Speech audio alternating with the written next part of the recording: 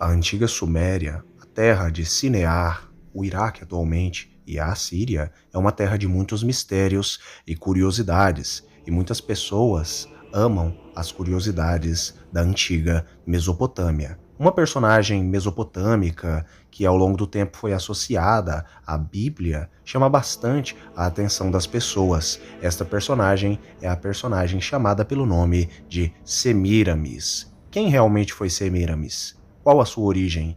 De onde ela veio? Eu falarei tudo a respeito de Semiramis neste vídeo, teorias, visões e interpretações sobre a sua personalidade. E fiquem todos com mais este vídeo do canal Mistérios de Elohim.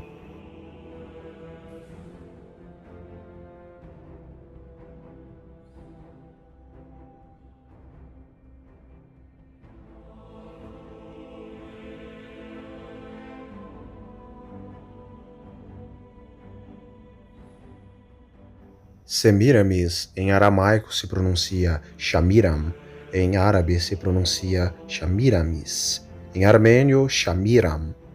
Foi uma lendária e antiga entidade ou até mesmo uma rainha lídio-babilônica ou assíria que, de acordo aí com Moses Kohenatzi, lendas narradas por Diodoro Siculus, que extraíram principalmente das obras de Ctésias de Cnido, descrevem ela e suas relações com Onis e o rei Ninus.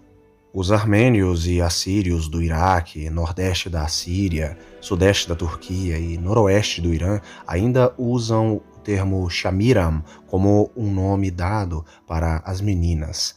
A verdadeira Semiramis histórica, ou Shamuhamat, que é a sua forma mais antiga em acadiano, que é o seu nome original, a Shamuhamat, foi a esposa, na verdade foi a esposa assíria de Shamshi-Adad V, que governou aí em 824 a.C. a 811 a.C. Ela foi a governante do Império Neo-Assírio como regente por 5 anos antes de seu filho Adad-Nihari III atingir a maioridade e assumir as rédeas do poder. Ela governou em um momento de incerteza política, que é uma das possíveis explicações de o porquê os assírios aí tiveram de aceitar, aí no caso uma mulher, no comando, até porque, segundo as tradições semíticas assírias, assim como de outros povos semitas, segundo a tradição, isso não seria permitido. Ela conquistou grande parte do Oriente Médio e do Levante, e estabilizou e fortaleceu o império após uma guerra civil destrutiva. Especula-se que ser uma mulher que governou com sucesso pode ter feito os assírios considerá-la, em particular, com um certo tipo de reverência maior, e que suas realizações podem ter sido recontadas ao longo das gerações, até que ela se transformou numa figura mítica e até mesmo lendária. O que muitas pessoas se perguntam a respeito de Semiramis é se ela aparece nas escrituras sagradas, até porque nos últimos dias, na verdade nos últimos anos, tem surgido tantas e tantas teorias, visões, interpretações, e acaba sendo uma bagunça muito grande. Muitas pessoas até mesmo colocam Semiramis como sendo esposa de Nimrod, que foi esposa primeiro do pai de Nimrod Cush, sendo que não existe nenhuma evidência bíblica, menção bíblica ou até mesmo de tradições antigas judaicas. No caso, o livro dos Jubileus também não cita Semiramis, não existe citações a respeito dela. Na verdade, o que Semiramis se tornou ao longo do tempo foi, no caso, uma interpretação antiga, no caso do início do cristianismo, que um certo cristão ali basicamente teorizou que ela poderia ter sido a esposa de Nimrod, e primeiramente esposa de Cush, e aí veio um ato incestuoso, que ela iniciou ali o politeísmo, ela iniciou ali a crença em vários deuses, o que não existe nenhum apoio bíblico, até porque a crença nos deuses pagãos é muito mais antiga e tem envolvimento direto com os anjos caídos, numa interpretação mais correta.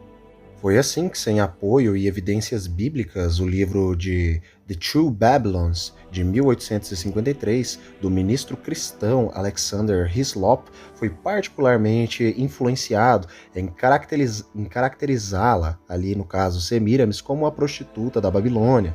Hislop afirmou que Semiramis inventou o politeísmo e com ele a adoração desta própria deusa. Ele também afirmou que o chefe da Igreja Católica herdou e continuou a propagar uma conspiração secreta milenar fundada por Semiramis e pelo rei bíblico chamado pelo nome de Nimrod, sem ter nenhuma evidência bíblica a respeito disso.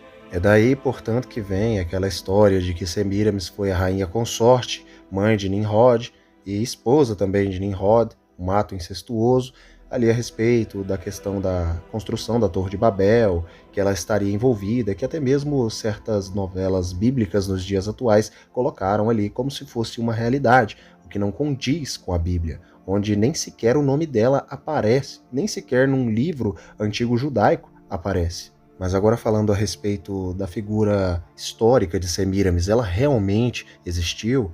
Ela foi realmente uma personagem da história? De quem ela era descendente, qual era a sua origem e nacionalidade, etnia. A verdade é que sim, a figura histórica de Semiramis, ela sim existe, mas no caso é bem posterior à época de Nimrod, à época, no caso, da construção da Torre de Babel, bem posterior mesmo. As realizações ali de Semiramis estão claramente registradas ali no seu reino, da historiografia mítica persa, armênia e grega. O Shamash histórico certamente existiu após a morte de seu marido. Ela pode, no caso, ali, ter servido como regente de seu filho Adad-Nihari III. Assim, durante esse tempo, Shamash poderia ter estado no controle do vasto império neo-assírio, na época de 911 a 605 a.C., que se estendia das montanhas do Cáucaso, no norte, até a Península Arábica, no sul, e no oeste do Irã, no leste, para Chipre, no oeste. Na cidade de Ashur, no Tigre, ela mandou construir um obelisco com a inscrição Estela de Shamur-Hamat, rainha de Shamshi-Adad, rei, ali no caso da Assíria, mãe de Adad-Nihari, rei ali da Assíria, e nora de Shalmaneser, rei das 4 regiões daquela terra. A teoria que vai dizer que ela foi esposa de Cush e logo após esposa do próprio filho que teve com Cush, no caso Nimrod, não passa aí de uma teoria sem bases bíblicas e nem bases históricas, criada aí num livro antigo, no caso da época aí escrito por Histop. Alexander Histop, ele foi amplamente criticado ali por Lester Lee Grabe, que afirmou que o argumento de Hislop, particularmente a sua associação Ninos com Nimrod, é baseada em um mau entendimento da Babilônia histórica e sua região. Além disso, Ralph Hodrow também criticou essa interpretação e afirmou que Alexander Hislop escolheu e misturou porções de vários mitos diferentes e culturas diferentes e criou basicamente toda esta narrativa, toda esta história. O que nós sabemos a respeito dela é que realmente ela foi uma personalidade feminina ali assíria, até porque esta é a sua origem, o que coloca ela sendo descendente de Assur e sendo uma mulher semita. Várias lendas que descrevem Semiramis foram registradas por aproximadamente 80 escritores antigos, incluindo Plutarco, Eusébio, entre outros, como até mesmo o próprio Valerius Maximus e também Osórios e Justinus.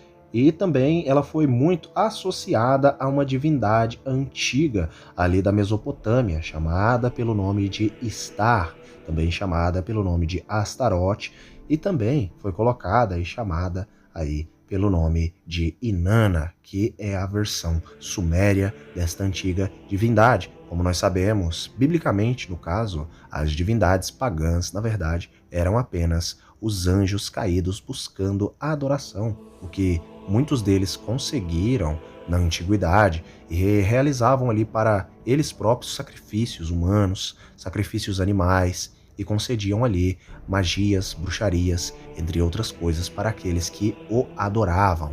Mas agora, apenas para finalizar o conceito que as pessoas tinham a respeito de Nimrod e Semiramis, isso na verdade não passa de uma mentira, não passa de uma interpretação errada que foi passada para as pessoas. Nimrod nunca foi casado com Semiramis e Nimrod nunca foi filho de Semiramis, até porque não existe menção bíblica dela ser mãe ali dele, ou até mesmo ser esposa de seu pai também, no caso desse ato incestuoso aí.